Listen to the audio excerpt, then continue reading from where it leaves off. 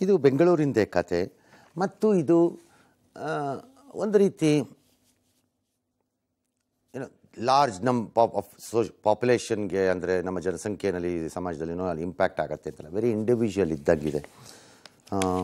Still it is okay because ಸಂತೋಷವಾಗಿರ್ತೀವಿ, ಅಷ್ಟು ಸಣ್ಣ ಸಹಾಯದಲ್ಲಿ ಅನ್ನೋದಾದರೆ ಮಾಡ್ಬೋದು ಅನಿಸತ್ತೆ. ಬೆಂಗಳೂರಿನ ಕತೆ.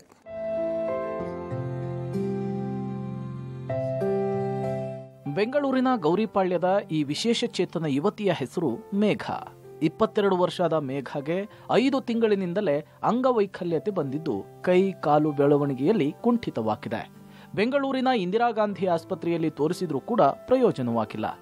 ಬಡತನ ಹಾಗೂ ಅಂಗವಿಕಲತೆಯ ಕಾರಣದಿಂದ ಮೇಘಗೆ 7ನೇ ತರಗತಿ ಮಾತ್ರ ಓದಲು ಸಾಧ್ಯವಾಗಿದ್ದು, ಪರಿಸ್ಥಿತಿ ಏನೇ ಇದ್ರೂ ಕೂಡ ಜೀವನದ ಅನಿವಾರ್ಯತೆಗೆ ಮೇಘ ದುಡಿಯಲೇಬೇಕಾದ ಸನ್ನಿವೇಶ ಬಂದಿದೆ.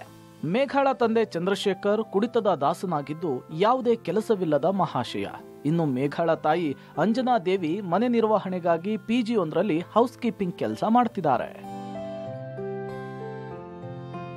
ಇನ್ನು ಮೇಘಾಳ ಸಹೋದರ ಸಚಿನ್ಗೆ ಡೆಂಗ್ಯೂ ಫಿಟ್ಸ್ ಬಂದು ಕೋಮಾ ಸ್ಟೇಜ್ ಅನ್ನು ತಲುಪಿದ್ದ. ಆಗ ಸಚಿನ್ ಚಿಕಿತ್ಸೆಗೆ ಅಂತೇಳಿ ಸುಮಾರು 7 ಲಕ್ಷಕ್ಕೂ ಹೆಚ್ಚು ಸಾಲ ಮಾಡಿದ್ದಾರೆ. ಆದರೆ ದುರಾದೃಷ್ಟವಶಾತ್ ಸಚಿನ್ಗೆ 16 ವರ್ಷವಿದ್ದಾಗ ತಂದೆಯ ಕಾಟ ಹಾಗೂ ಬಡತನದಿಂದ ಆತ್ಮಹತ್ಯೆ ಮಾಡಿಕೊಂಡ. ಹೀಗಾಗಿ ಕಷ್ಟವಾದ್ರೂ ಸರಿ ದುಡಿದು ಮನೆ ಬಾಡಿಗೆ ಕಟ್ತೇನೆ, ತಾಯಿ ಅಂಜನಾ ದೇವಿಯನ್ನ ದುಡಿದು ಸಾಕ್ತೇನೆ, ಸಾಲ ತೀರಿಸ್ತೇನೆ ಅನ್ನೋದು ಮೇಘಾಳ ಮಾತು.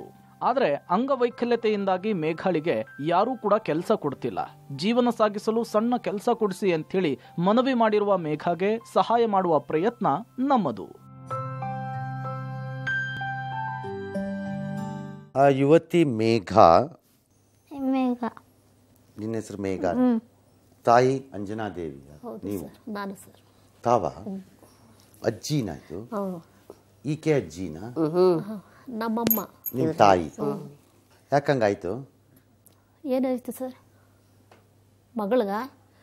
ಅದು ಏನಾಯ್ತು ಅಂತಾರೆ ಗೊತ್ತಾಗಿಲ್ಲ ಸರ್. ಹುಟ್ಟುವಾಗೆಲ್ಲ ಚೆನ್ನಾಗೇ ಇದ್ಲು. ಮತ್ತೆ ಮಧ್ಯದಲ್ಲಿ ಬರ್ತಾ ಒಂದು ಸ್ವಲ್ಪ ಬೆಳವಣಿಗೆ ಕಮ್ಮಿ ಆಯಿತು. ಏನು ಪ್ರಾಬ್ಲಮ್ ಅಂತಾನೆ ಡಾಕ್ಟ್ರಿಗೆ ಗೊತ್ತಾಗಲಿಲ್ಲ. ಈಗ ಅವಳಿಗೆ ಎಷ್ಟು ವಯಸ್ಸು? ಈಗ ಅವಳಿಗೆ 22 ವರ್ಷ ಸರ್. ಸ್ಕೂಲ್ಗೆ ಹೋಗ್ಲಿಲ್ವಾ ಅವಳು? ಅವಳು 7th ವರೆಗೂ ಮಾತ್ರ ಓದಿದ್ಲು.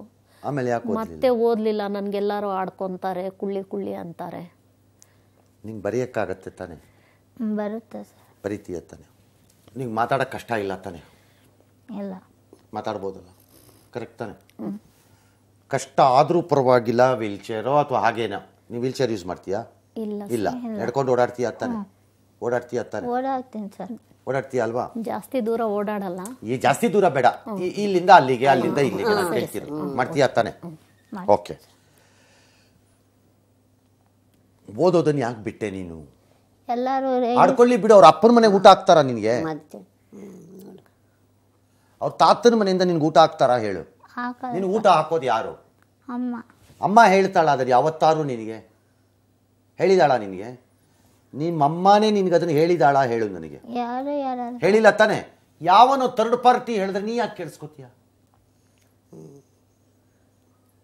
ಕಪಾಳ ಕುಡಿತೀನಿ ಅನ್ಬೇಕು ನೀನು. ಕೆನ್ನೆಗೆ ಹೊಡೆದ್ರೆ ಹಂಗೆ ನೋಡ್ತಾ ಇರೋ ಅನ್ಬೇಕು. ಕೇಳ್ಬೇಕು ನೀನು ಅದನ್ನ. ನೀನು ಎಲ್ಲಿವರೆಗೂ ಈ ತೀರ್ಮಾನಕ್ಕೆ ಬರಲ್ಲ ಅಲ್ಲಿವರೆಗೂ ನೀವು ಉದ್ಧಾರ ಆಗಲ್ಲ. ನಿಂಗೆ ಗೊತ್ತಾಯ್ತಾ ಹೇಳ್ತಿರೋದು ನಾನು? ಅಮ್ಮ ಎಷ್ಟು ದಿನ ನೋಡ್ಕೋಬೋದು ನಿನ್ನನ್ನು? ಅವ್ರಿಗೆ ಶಕ್ತಿ ಇರೋವರೆಗೂ ನೋಡ್ಕೋಬೋದು. ಆಮೇಲೆ ನೀನೇನು ಮಾಡ್ಬೇಕು? ಅದಕ್ಕೆ ಕೆಲಸ ಮಾಡಬೇಕು. ನೀನೇ ಮಾಡ್ಕೊಳಂಗಿರ್ಬೇಕು. ಯಾವನಾರು ಕೇಳಿದ್ರೆ ಕಪಾಳ ಕುಡಿತೀನಿ ಅನ್ಬೇಕು ಎಷ್ಟೇ ಮಾತಾಡಿದ್ರೆ. ಗೊತ್ತಾಯ್ತಾ? ನಿನ್ನ ಮನೆ ಅನ್ನಕ್ಕೆ ಬಂದಿಲ್ಲ ನಾನು, ನಿಮ್ಮ ತಾತ ದುಡಿದ್ಬಿಟ್ಟು ನನಗೆ ಕೊಟ್ಟಿಲ್ಲ ಇಲ್ಲಿ, ನೀನು ಯಾವನ್ ನನಗೆ ಹೇಳಕ್ಕೆ ಅಂತ ಕೇಳಬೇಕು ನೀನು. ನೀ ಕೇಳ್ತೀನಿ, ಆ ಥರ ಜೀವನ ಮಾಡ್ತೀನಿ ಅನ್ನೋದಿದ್ರೆ ನಾ ಹೆಲ್ಪ್ ಮಾಡ್ತೀನಿ. ಇಲ್ದಿದ್ರೆ ಖಾಲಿ ಮಾಡು ಇಲ್ಲಿಂದ ಜಾಗ. ಇಲ್ಲ ಸರ್, ಮಾಡ್ತೀನಿ. ಏನು ಮಾಡ್ತೀಯ? ಕೆಲಸ ಮಾಡ್ತೀನಿ ಸರ್. ನೀನು ಮಾಡ್ತೀನಿ ಅನ್ನೋದಿದ್ರೆ ಮಾತ್ರ ನಾನು ಹೆಲ್ಪ್ ಮಾಡೋದು. ಯಾವ ಥರ?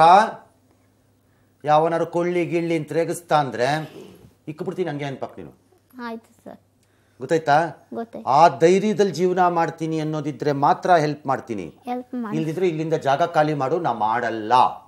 ಮಾಡಿ ಸರ್. ಎಲ್ಲ ಕಲ್ಕೊಂಡು ನಾವು ಲಾಸ್ ಆಯ್ತು. ಕರೆಕ್ಟ್. ಈಗ ಹೇಳು, ಮಾಡ್ತೀಯಾ ಮಾಡಲ್ವಾ? ಮಾಡ್ತೀನಿ ಸರ್. ಅರ್ಥ ಆಗ್ತಿದ್ಯಾ? ಅವಳ ಮೇಲೆ ಡಿಪೆಂಡ್ ಆಗೋಂಗಿಲ್ಲ. ನಿಂಗೆ ಅರ್ಥ ಆಗ್ತಿದ್ಯಾ? ಅರ್ಥ ಆಯ್ತು ಸರ್. ಈಗ ನಾ ಮಾಡಿಸ್ತೀನಿ, ಆದರೆ ನೀನೇ ಹೋಗಿ ಮಾಡಬೇಕು. ಯಾವತ್ತಾರು ನಾನು ಕ್ರಾಸ್ ಚೆಕ್ ಮಾಡಿದಾಗ ನೀನು ಮಾಡ್ತಿಲ್ಲ, ಉಡಾಪೆ ಹೊಡ್ತು ಸೋಮಾರಿ ಥರ ಇದೇ ಥರ ಸುಳ್ಳು ಹೇಳ್ಕೊಂಡು ಅವ್ರು ನನಗೆ ಹಿಂಗೆ ಅಂತಾರೆ ಅನ್ಕೊಂಡು ನೀನು ಕಾಲಾಗಿ ಕಾಳಿದ್ರೆ ಬುರುಡ ಹೊಡೆದು ಹಾಕ್ಬಿಡ್ತೀನಿ. ಆಯ್ತು ಸರ್. ಗೊತ್ತಾಯ್ತಾ? ಹಾಂ, ಗ್ಯಾರಂಟಿನಾ? ಗ್ಯಾರಂಟಿ. ಗುಡ್. ಈಗ ಅವ್ನು ಕೆಲಸ ಮಾಡೋಣಮ್ಮ, ಅಲ್ಲಿ ಆ ಏರಿಯಾನಲ್ಲಿ ಅವ್ಳಿಗೊಂದು ಅಂಗಡಿ ಮಾಡಬೇಕು ಅಂತ. ಹೌದಾ ಸರ್? ಆದರೆ ಗೊತ್ತಾಯ್ತಾ, ಅಲ್ಲಿ ನಾನು ಮಾತಾಡಿದ್ದೀನಿ, ಅಲ್ಲಿ ಲೋಕಲ್ MLA ಜೊತೆ ಮತ್ತು ಆಫೀಸರ್ಸ್ ಜೊತೆ. ಅಲ್ಲೊಂದು ಜಾಗ ಮಾಡ್ತಾರೆ, ಒಂದು ಅಂಗಡಿನೂ ಮಾಡ್ತಾರೆ, ಅಂಗಡಿನೂ ಹಾಕು ಕೊಡ್ತಾರೆ. ಅದಕ್ಕೆ ಬೇಕಾಗಿದ್ದ ಮೂಲ ಬಂಡವಾಳದ ಸಾಮಾನು ಎಲ್ಲ ಕೊಡಿಸ್ತಾರೆ ಅವರೇ. ಸರಿ ಸರ್. ಅರ್ಥ ಆಯ್ತಾ? ಅಲ್ಲಿಂದ ಮುಂದಕ್ಕೆ ಅವಳು ವ್ಯಾಪಾರ ಮಾಡಲಿ, ಓಕೆ ಸರ್. ಅವಳೇ ಕೂತ್ಕೊಳ್ಳಿ. ಅರ್ಥ ಆಯ್ತಾ? ಸರಿ ಸರ್. ಅವಳು ಸ್ನಾನಕ್ಕೆ ಹೋಗ್ಬೇಕು, ಊಟಕ್ಕೆ ಹೋಗ್ಬೇಕು, ತಿಂಡಿಗೆ ಹೋಗ್ಬೇಕು ಅಂದಾಗ ನೀವು ಹೆಲ್ಪ್ ಮಾಡಿ, ನಿಮ್ಮ ಕೈಲಿ ಎಷ್ಟಾಗುತ್ತೋ. Okay sir. ಓಕೆ ಸರ್, ಅಷ್ಟು ಮಾಡ್ಕೊಡಿ. ಮಾಡ್ತೀನಿ. ಮಿಕ್ಕಿದ ಟೇಬಲ್ ನೀನೇ ಮಾಡಬೇಕು. ಆಯ್ತು ಸರ್. ನೀನು ಬಾಗಿಲು ತೆಗಿಬೇಕು. ಆಯ್ತು ಸರ್. ಒಂದು ವೇಳೆ ಬಾಗಿಲು ತೆಗಿಯೋದ್ರಲ್ಲಿ ಯಾವನೋ ರೋಡಲ್ಲಿ ಹೋಗ್ತಿರ್ತಾರಲ್ಲ, ಬಾಣ ಇಲ್ಲಿ ಅಂತ ಕರಿಬೇಕು, ಕೊಡು ಒಂಚೂರು ಅನ್ಬೇಕು. ಆಯ್ತು ಸರ್. ಕೊಡ್ತಾರೆ, ಯಾರು ಬೇಡ ಅನ್ನಲ್ಲ. ಗೊತ್ತಾಯ್ತಾ? ಮಾಡ್ತೀಯಾ? ಮಾಡ್ತೀನಿ ಸರ್. ಗ್ಯಾರಂಟಿ? ಗ್ಯಾರಂಟಿ. ಆಯ್ತು, ನಾನು ಮಾಡಿಸ್ಕೊಡ್ತೀನಿ, ನೀವು ಮಾಡಂಗಾರೆ ಅಷ್ಟು ಮಾಡಮ್ಮ. ನಾನು ಅವ್ರಿಗೆ ಮಾತಾಡ್ತೀನಿ, ಮುಂದಿನ ವಾರದಲ್ಲಿ ಎಲ್ಲ ಮಾಡಿಕೊಡ್ತಾರೆ. ಜಾಗನೂ ಅವರೇ ತೋರಿಸ್ಕೊಡ್ತಾರೆ, ಅಲ್ಲಿ ಹಾಕ್ಕೊಳ್ಳಿ. ಅದಕ್ಕೆ ಬೇಕಾಗಿದ್ದ ಅಂಗಡಿದು ಏನು ಮಾಡಬೇಕು ಅದನ್ನು ಮಾಡಿಕೊಟ್ಟು ಅದಕ್ಕೆ ಸಾಮಾನು ಕೊಡಿಸ್ತಾರೆ, ವ್ಯಾಪಾರ ಮಾಡಲಿ. ಹೌದಾ ಸರ್? ಗೊತ್ತಾಯ್ತಾ? ಸರಿ. ನನಗೆ ಯಾಕೆ ನಮಸ್ಕಾರ ಮಾಡ್ತೀಯಾ? ಹಾಂ, ವಯಸ್ಸೆಷ್ಟು? 70. ಯಾರಿಗೆ? ನನಗೆ 17 ವರ್ಷ. ನಿನ್ಗೆ 17. ಇನ್ನೊಂದ್ಸರಿ ಮದುವೆ ಆಗ್ಬೋದು ನೀನು. 77 ನನಗೆ. 77. ಹೌದಾ? 75? ನಿನ್ಗೆ 75 ಆಗಿಲ್ಲ. ಆಗಿಲ್ಲ, ಒಂದು ಹೆಚ್ಚಿರ್ಬೋದು ಸರ್. ಒಂದು 65 ಇರ್ಬೋದು, 60-65 ಇರ್ಬೋದು ನಿಂದು ಅಷ್ಟೇ. ಡಾಕ್ಟರ್ ಅದೇ ಹೇಳ್ತಾರೆ, ಹೋಗಿದ್ರೆ ಹುಷಾರಿಲ್ದಂಗೆ ಹೋದ್ರೆ ಅದೇ ಹೇಳ್ತಾರೆ. ಏನು ಇಷ್ಟೇ ಇಷ್ಟಮ್ಮ ನಿನಗೆ 20 ವರ್ಷನಾ 25 ವರ್ಷನಾ ಅಂತಾನೆ. ಏನೋ ಸರ್ ನನಗೆ ಗೊತ್ತಾಗಲಿಲ್ಲ, ಆ ಕಾಲದಲ್ಲಿ ಹುಟ್ಟಿರೋರು. ನಿಮಗೆ ಗೊತ್ತು ಎಷ್ಟಾಗ್ತಿ ಅಷ್ಟು ಬರೀ ಅನ್ನೋದು. ನೀನು ಬರ್ಕ ಹೋಗಿ ಎಷ್ಟು ಬೇಕಾದ್ರೆ.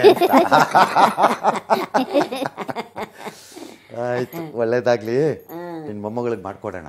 ಮಾಡ್ಕೊಡ್ತಾನೆ, ಭಾಳ ಕಷ್ಟದಲ್ಲಿ. ಆಯ್ತು, ಈಗ ಮಾಡ್ಕೊಡ್ತೀನಿ ಬಿಡೀಗ. ಹೌದು ಸ್ವಾಮಿ, ನಿಮ್ಮ ದಯವಿಟ್ಟು ಜೀವನ ಆಗಬೇಕು. ಆಯ್ತು, ಅವಳಿಗೆ ಮಾಡ್ಕೊಡ್ತೀನಿ. ಬಟ್ ಅವಳಿಗೆ ಎನ್ಕರೇಜ್ ಮಾಡು, ಫೈಟಿಂಗ್ ಮಾಡಿ ನೀನು ಅಂತ. ನೀನೇ ಇಷ್ಟು ಫೈಟ್ ಮಾಡ್ತೀಯ, ಅವಳಿಗೆ ಹೇಳ್ಕೊಟ್ಟಿಲ್ವಾ?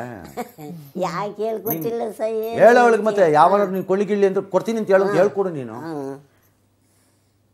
ಹೇಳ್ಕೊಡು ನೀನು. ಆಯ್ತು ಸರ್. ನೋಡಬಿಡೋಣ ಅದು ಏನಾಗುತ್ತೆ. ಏನಾಗುತ್ತೆ? ಹೌದು, ಈಗ ಬಾಯಿ ಒಳಗ ಧುಮುಕಿಸ್ಮಿ,